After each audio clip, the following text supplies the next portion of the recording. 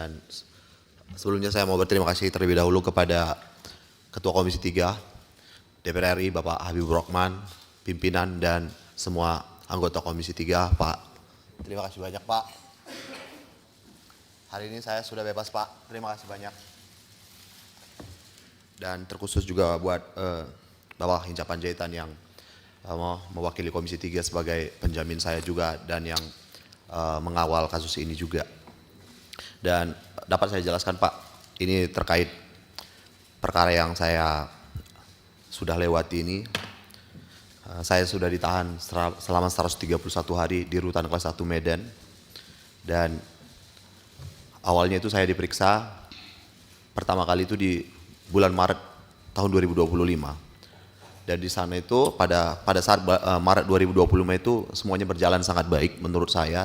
Tidak ada hal yang mencemaskan. Bahkan di momen itu Kasipyesus pada saat itu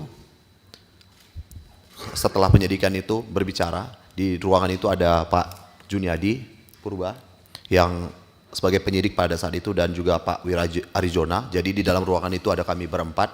Di situ saya sempat ditawarkan untuk menjadi saksi ahli karena dia bilang Amsal ini yang paling memahami cara pembuatan video profil ini gitu. Dan kemudian sempat juga ada penawaran untuk pembuatan video profil Kejaksaan Negeri Karo gitu. Tapi memang tidak saya iakan karena ada beberapa alasan seperti yang sudah saya sampaikan. Dan saya hanya mengiyakan untuk mereview jalannya penyidikan yang saya upload di akun TikTok saya, Pak. Dan kemudian berselang 8 bulan saya kembali diperiksa. Itu pemeriksaan saya kedua tanggal 19 November 2025. Dan setelah pemeriksaan itu saya langsung ditetapkan menjadi tersangka karena menurut penyidik Inspektorat Kabupaten Karo menyatakan ada kerugian negara dari pekerjaan yang saya lakukan. Padahal faktanya saya sama sekali tidak pernah diperiksa oleh badan pemeriksa keuangan manapun, saya tidak pernah dipanggil oleh inspektorat dan makanya saya saat itu bingung. Dan jujur aja di banyak media pada saat itu beredar, saya tidak memakai masker dan selalu tersenyum dalam penahanan itu, Pak. Karena di hadapan penyidik saya bilang saya nggak usah pakai masker, Bang. Waktu penyidik Bang Juniadi Purba menawarkan saya masker, saya bilang nggak perlu, Bang, karena nggak ada yang perlu ditutupi. Saya nggak malu karena saya bukan koruptor, saya tidak mencuri sedikit pun uang dari negara ini. Dan kemudian saya langsung dibawa ke Rutan Kelas 1 Medan. Ya, saya nyampe itu sekitar jam 7 malam. Dan terkait intimidasi lewat brownies coklat itu terjadi di tanggal 1 Desember 2025. Kenapa saya sangat ingat, saya tulis semua kejadian-kejadian itu di buku ini, Pak. Judul bukunya ini Cerita Orang Kalah. Cerita Orang Kalah ini saya pastikan saya buat karena tidak semua orang yang ada di penjara itu adalah orang-orang yang bersalah.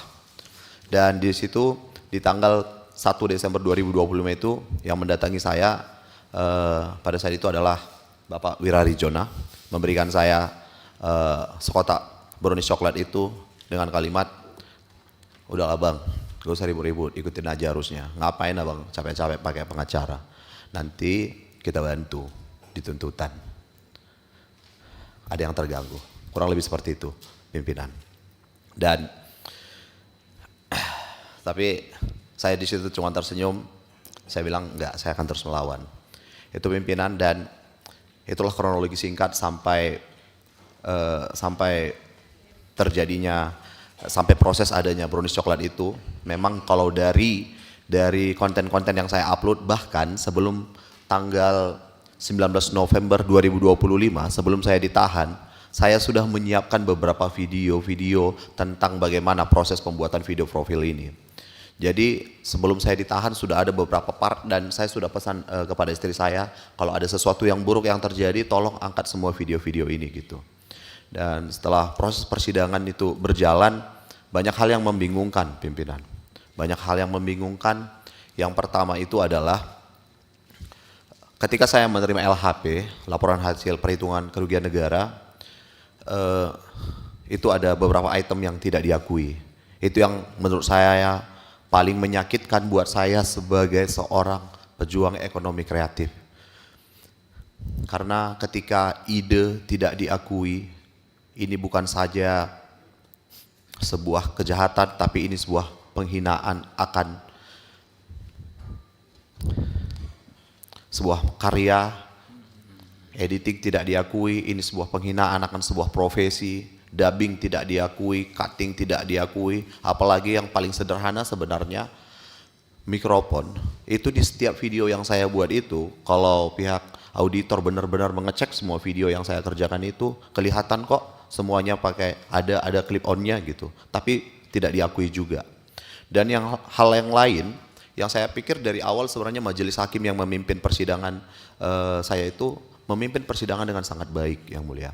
Karena ada beberapa pertanyaan yang menurut saya ini sangat jelas membingungkan. Jadi ada satu kali persidangan itu kami angkat juga di fakta persidangan di konten-konten kami. Majelis hakim bertanya kepada kepala desa,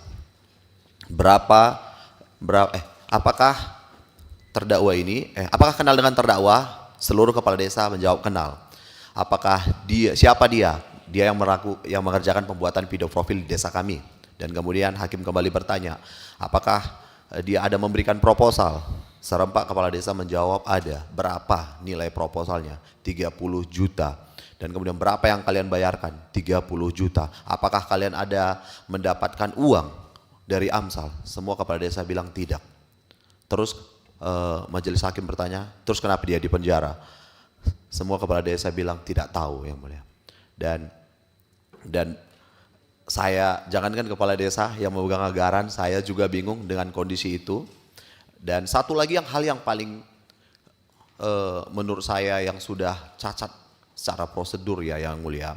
Saya paling menanti adalah, yang saya nantikan itu adalah bertemu dengan ahli yang menghitung kerugian negara ini di persidangan.